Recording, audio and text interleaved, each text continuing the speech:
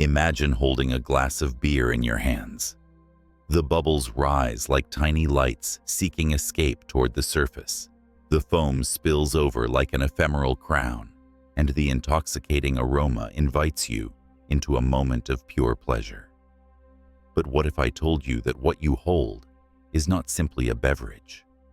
What if, behind that golden liquid, there lies a millennia-old mystery, a secret that humanity has forgotten, one that transforms completely how we perceive it? The statement is bold. Beer is not a beverage. This is not wordplay or exaggeration. What we explore is a truth that runs through history, spirituality, and the alchemy of the human soul. For beer, far more than water, barley, and yeast, is a portal, a symbol, and a hidden legacy. Its foam, its fermentation, its transformation have been recognized by ancient sages as a reflection of inner transmutation, a liquid metaphor for the mysteries of life and death. Throughout this journey, we discover how in ancient civilizations, from Mesopotamia to Nordic peoples, beer was understood not as a recreational beverage, but as an elixir of spiritual contact, a bridge to the divine, a sacred element. We will explore how this golden liquid was an offering to the gods, a symbol of abundance, fertility, and communion with the invisible forces sustaining existence. Over time, its true meaning diluted, transforming into mere commodity, stripped of spiritual character. Yet even today, the keys to its mystery remain intact for those who dare look beyond the obvious and understand that what we drink can be a living metaphor for the soul-seeking awakening. We will unravel beer's hidden meaning from an esoteric and philosophical perspective. We will reveal how its preparation mirrors alchemy itself, and why in ancient rituals, its consumption linked to the awakening of consciousness. But we will also speak of the contrast, how, when drunk unconsciously, it becomes a trap, a veil that lulls the spirit into forgetfulness and separates it from inner clarity. This is not a video about nutrition. This is a revelation about the spiritual and symbolic dimension of beer, a forgotten secret that transforms how you relate to it, and more profoundly, how you understand the mysteries hidden in everyday gestures. Prepare yourself, for what you discover can shift not only how you perceive a simple glass of golden foam, but how you comprehend the sacred mysteries woven into existence itself.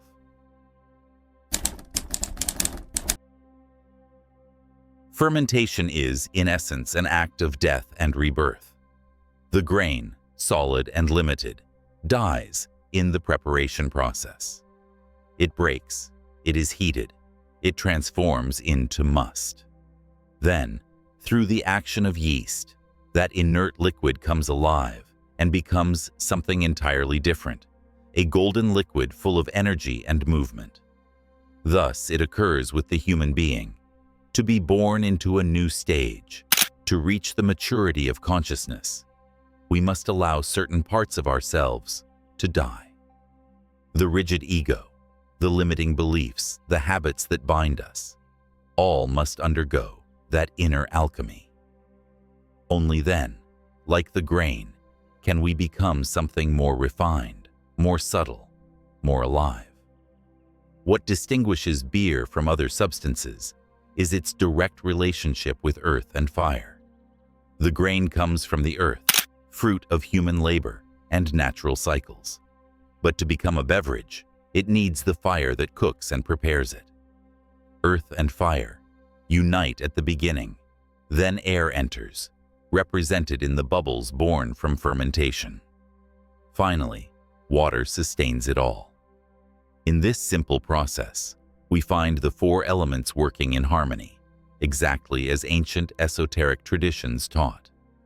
Beer, then, is not a beverage. It is a symbolic compendium of the universe, tangible proof that the elements, when combined, generate life and transformation. But here emerges a crucial point. For what purpose was this liquid used? In ancient cultures, beer was consumed in ceremonies as a bridge toward other states of perception. The slight dizziness it produced was not seen as intoxication, but as opening, a weakening of rigid rational mind, so the spirit could hear what mental noise normally blocks. A bridge to the invisible. To drink beer in ritual was to light a lamp in darkness. The light was not in the beverage itself, but in the receptivity it created. Shamans, priests, and spiritual seekers knew that state was sacred because it granted access to wisdom dwelling in the deep unconscious. Today, however, beer has been trivialized. Consumed in excess, its sacred character has been stolen and reduced to mere product. Here lies the great contrast. What was conceived as a key to expansion became a shackle binding modern humanity to distraction and self-forgetting. The difference lies not in the substance, but in intention. A sacred object misused becomes its opposite. In ancient cultures, the consumption of beer was carefully regulated by rituals and ceremonies. No one drank by chance or simple diversion. Each sip was a conscious act, charged with intention and directed toward a higher purpose, to invoke forces, connect with the earth, open the mind to the invisible. Excess was forbidden because it was understood that all imbalance distorts spiritual experience. The drink was not the end, it was only the means. However, as societies lost contact with the sacred, beer transformed from a symbol of communion into a worldly distraction. Modern humanity, disconnected from nature's rhythms, began drinking not to remember who they were, but to forget what they are. There lies the great tragedy. What once was spiritual medicine has become existential anesthesia. And here emerges a profound paradox. The same substance that in ancient rituals helped weaken the ego, so spirit could emerge, now reinforces an addled ego, trapped in unconsciousness. The problem lies not in the substance itself, but in intention and use. A knife can cut bread or wound. The difference is marked by the hand that holds it. Modern abuse of beer and countless other substances reflects a deeper spiritual wound, the forgetting of life's sacredness. When human beings lose contact with the divine, they seek to fill that void with the material, the sensory, the immediate. We drink to feel pleasure, to escape pain, to avoid looking within. What once was a key to the profound now becomes a lock, preventing us from seeing the essential. Yet even amid this distortion, the symbol remains. The alchemical power of fermentation, the union of elements, the wisdom contained in the grain's transformation into liquid, all still speak to us. Beer whispers, though we rarely listen. It reminds us that life is transformation, that nothing is fixed, and that rebirth is possible even in apparent death. The true teaching of beer is not that we must drink it, but that we must live as it teaches. Allow what no longer serves to die, transform ourselves with the help of surrounding elements, and be reborn fuller, lighter, more alive. The bubble rising in the glass is also the bubble rising in our soul when we elevate ourselves above material weight. When we understand that beer is not merely a beverage, but a symbol of transformation and an echo of the divine, an inevitable question arises. How can we translate this wisdom into our daily life, beyond lost rituals and modern abuse? The answer lies in learning to transform each act, each decision, and each moment into a gesture of consciousness. It is not about returning to ancient ceremonies with exactitude, but about recovering their spirit and applying it to the present. The first key is honoring constant transformation. Just as the grain dies to become beer, we too must allow certain parts of our lives to dissolve, making way for something greater. We often cling to habits, relationships, or thoughts that no longer serve us, as if fear of letting go protects us. But the teaching is clear. What does not transform stagnates. What stagnates eventually rots. Life asks us to transmute, like the grain becoming a new being. The second key is conscious intention. In ancient cultures, ritual was not an excuse to drink, but an opportunity to direct energy toward purpose. Today, we can recover this by remembering that each action, however small, holds immense power when performed with full intention. Eating, walking, breathing, or even speaking can be a sacred act if done with mind and heart focused on a higher purpose. Beer then ceases to be an external symbol and becomes an internal reminder. Nothing is trivial. Everything can be a portal. The third key is distinguishing between escape and communion. Abuse of beer and countless substances reflects the desire to flee from pain or reality. True spirituality seeks not to flee, but to integrate. Ask yourself, am I making choices to forget who I am or to remember my essence? Each time you choose the latter, you recover the lost sense of ritual. The fourth key is living in communion with the elements. Water, air, fire, and earth are not merely natural forces.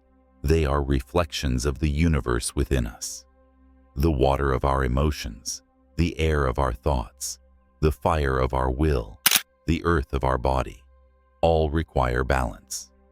As beer unites the four elements in one alchemical act, so must we learn to unify them, to manifest harmony. Finally, the fifth key is re-enchanting life. We have lost the capacity to see the extraordinary in the ordinary, and that may be the greatest tragedy. Every moment can become sacred consciousness if we decide it so. Imagine for a moment that everything we now consider mundane, from drinking a glass of water to sharing a meal, recovered the power it once held in ancestral cultures. Imagine that behind each gesture, you recognized a door, a portal to the sacred. Is that not what we have lost by reducing beer, that symbol of communion and transformation, to a mere consumer product? Beer in its origin was far more than a beverage. It was the reminder that gods dwelled in the earth, that humanity could enter contact with the divine through an alchemical process, transforming the simple into the extraordinary. Today, however, we have forgotten that language.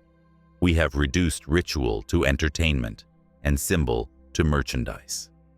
And most gravely, we have forgotten that we ourselves are living processes of transformation. This forgetting is not trivial. When we cease to look with eyes of wonder, when we convert the sacred into the mundane, we distance ourselves from our own inner power. It is not beer that has lost its essence. We are the ones who have lost the capacity to recognize the divine in it and in all that surrounds us.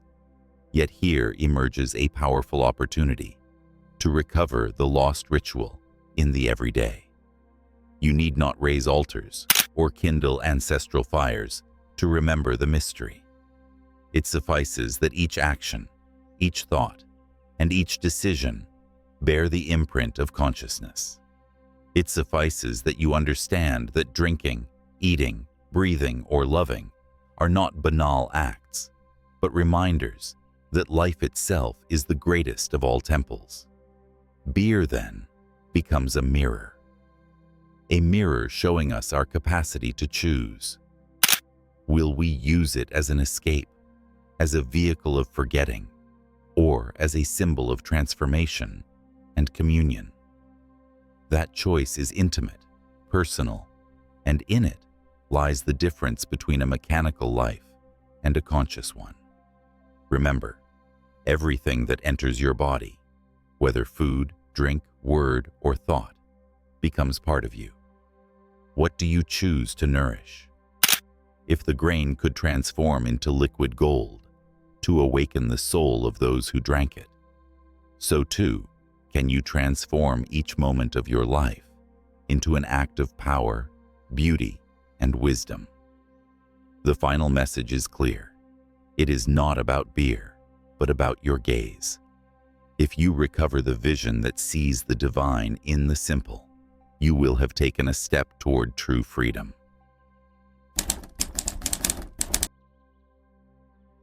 The true ritual does not exist outside, in temples or in ancient cultures. It exists within you. There, in the deepest part of your being, the invisible cord connecting you to the sacred remains intact, waiting for you to recognize it.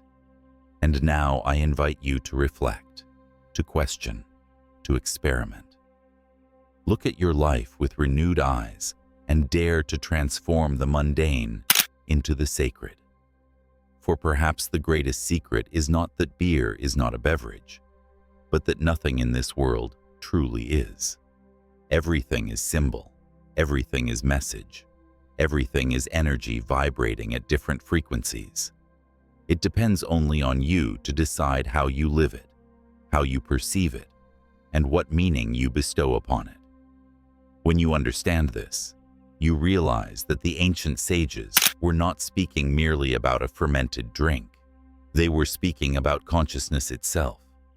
They were revealing that transformation is the fundamental law of existence, that death and rebirth occur constantly within us, and that we are the architects of our own awakening. Beer was simply the language they used, a language made of foam and fermentation, of elements dancing together in perfect harmony, of matter becoming spirit, and spirit infusing matter. The real question is not whether you should drink beer or abstain. The real question is, are you drinking your life consciously, or are you unconsciously consuming it?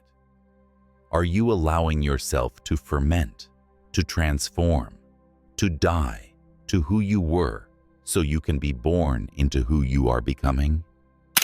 Are you recognizing the divine presence in every moment? Or are you sleepwalking through existence, numb to the miracles surrounding you? This is the legacy the ancients left us, hidden within the simplest of beverages. A reminder that the sacred is not distant or inaccessible. It is here, now, in this breath, in this heartbeat, in this very instant. All we must do is awaken to it. The cord remains unbroken. The portal is always open. The transformation is always possible. You need only decide to see it, to honor it, and to live it. Then, like the grain that becomes golden liquid, like the foam that rises toward the light, you too will remember what you truly are, a spark of the divine, forever capable of infinite transformation, forever returning home to itself.